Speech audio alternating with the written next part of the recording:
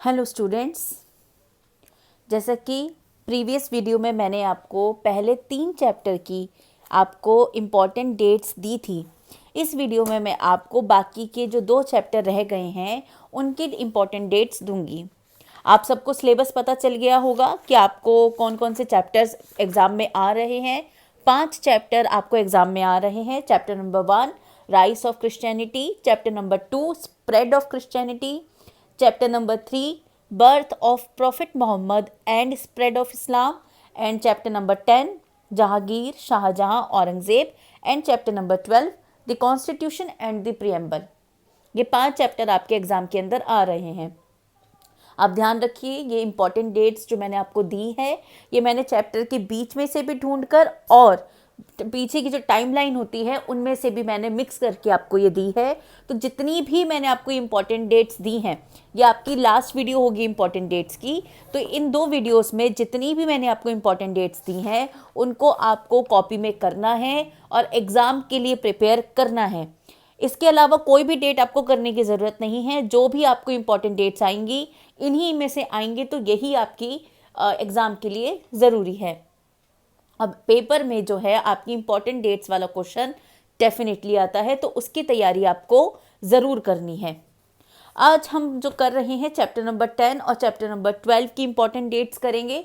Chapter number 10 Jahangir, Shah Jahan and Aurangzeb. इसमें आपकी काफ़ी सारी डेट्स आती हैं, बहुत सारी डेट्स है क्योंकि 3 रूलर्स की आपको अगर देखा जाए तो डेट्स होती हैं। लेकिन इसमें जहांगीर और शाहजहां वाला जो टॉपिक है वो रिड्यूस हो चुका है, अब वो कट हो चुका है। तो हम लोग जो है सिर्फ औरंगज़ेब से रिलेटेड जितनी भी डेट्स हैं उन्हीं डेट्स को जो है हम प्रिपेयर करेंगे। यानी कि औरंगज़ेब की जो रीजन में जो भी डेट्स आती हैं इम्पॉर्टेंट, उसी के बारे में हम पढ़ रहे हैं। तो इसमें सबसे पहले है 1658 सीई कि 1658 सीई में क्या होता है, औरंगज़ेब जो है वो गद्दी पर बैठता है, औरंगज़ेब जो है वो रूलर बनता है। फिर है 1665 सीई, इसमें ट्रीटी ऑफ पुरंदर होता है। शिवाजी महाराज के साथ जो है ये ट्रीटी की जाती है। शिवाजी महाराज जो है ये समझ जाते हैं कि मुगलों से बहुत लंबे समय तक लड़ाई लड़ना वेस्ट है, तो इस वजह से वो ये ट्रीटी करते हैं। नेक्स्ट है 1666 सीई, इसमें शाहजहां जो औरंगज़ेब के पिता थे और प्रीवियस मुगल रूलर थे, उनकी डेथ होती है। नेक्स्ट है 1674 सीई, शिवाजी कोरोनेशन, यानी कि शिवाजी महाराज जो है वो गद्दी पर एक्चुअल में बैठते हैं। नेक्स्ट है 1680 सीई, इसमें शिवाजी महाराज की डेथ हो जाती है। फिर है 1686 सीई, इसमें औरंगज़ेब जो है बीजापुर के ऊपर कब्जा कर लेता है। नेक्स्ट है 1687 सीई, इसमें औरंगज़ेब जो है वो गोलकुंडा के ऊपर कब्जा कर लेता है। नेक्स्ट है 1690 सीई, ये वो टाइम था जब औरंगज़ेब की जो पावर थी वो बहुत ही ऊंचाइयों पर थी, उसका जो एम्पायर था वो बहुत बड़ा बन गया था, बहुत ज़्यादा जो है ग्लोरीफाई हो गया था। नेक्स्ट है 1707 सीई, इसमें औरंगज़ेब की डेथ हो जाती है। और जैसा कि मैंने चैप्टर में पढ़ाया था कि औरंगज़ेब की डेथ के साथ ही जो मुग़ल रूल है वो धीरे धीरे पतन की तरफ चला जाता है। तो ये आपकी औरंगज़ेब वाले चैप्टर की इंपॉर्टेंट डेट्स हो गई। नेक्स्ट है आपकी the constitution and the preamble वाले चैप्टर की। बहुत इंपॉर्टेंट डेट्स है इसके अंदर, तो इनको बहुत अच्छे से आपको समझना है क्योंकि चैप्टर भी आपको काफ़ी हद तक इन डेट्स की वजह से क्लियर होता है। जैसे 1946 में क्या हुआ था, 1946 में सबसे पहले कॉन्स्टिट्यूएंट असेंबली बनाई गई थी, उनकी मीटिंग हुई थी। कॉन्स्टिट्यूएंट असेंबली क्या थी? कॉन्स्टिट्यूएंट असेंबली वो थी, उन लोगों का ग्रुप था जो हमारे लिए, हमारे देश के लिए जो है कॉन्स्टिट्यूशन बनाने वाले थे।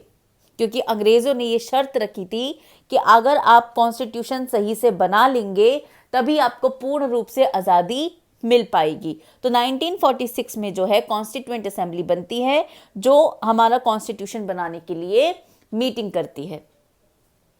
नेक्स्ट है 1947, ये डेट आप सबको पता होनी चाहिए कि हमारा देश जो है उस साल आज़ाद हुआ था। अंग्रेज़ों की इतनी लंबी गुलामी के बाद हमारे देश को 1947 में आज़ादी मिली थी।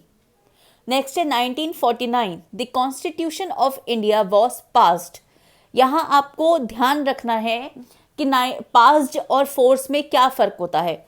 The constitution of India was passed यानी कि 26 नवंबर 1949 को हमारा कॉन्स्टिट्यूशन पास किया गया, क्योंकि इससे कि ये वाला कॉन्स्टिट्यूशन हम फाइनल करते हैं, ये वाला कॉन्स्टिट्यूशन जो है हमारे लिए सही है, इसमें अब कुछ चेंज करने की ज़रूरत नहीं है। तो ये चीज़ कब की कही गई? 1949 में कही गई। 1949 में कॉन्स्टिट्यूशन को पास किया गया और 1950, उसके नीचे देखिए मैंने डेट दी है, 1950 में कॉन्स्टिट्यूशन को फोर्स में लाया गया, यानी कि कॉन्स्टिट्यूशन लागू किया गया। तो ये दो अलग अलग चीज़ें हैं, इसमें आप कंफ्यूज नहीं होंगे। 1949 में कॉन्स्टिट्यूशन जो है वो पास होता है और 1950 में कॉन्स्टिट्यूशन जो है वो फोर्स में आता है। और इसीलिए हर साल हम 26 जनवरी, जब कॉन्स्टिट्यूशन जो फोर्स में लाया गया, को हम रिपब्लिक डे के तौर पे सेलिब्रेट करते हैं। नेक्स्ट है 1976। 1976 को क्या हुआ था?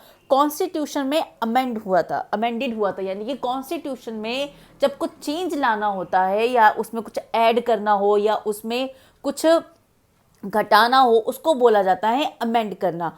तो कॉन्स्टिट्यूशन में सबसे पहले अमेंडेड कब किया गया था? 1976 में। तो ये डेट भी आपकी इम्पॉर्टेंट है, 1976 में कॉन्स्टिट्यूशन अमेंडेड किया गया था।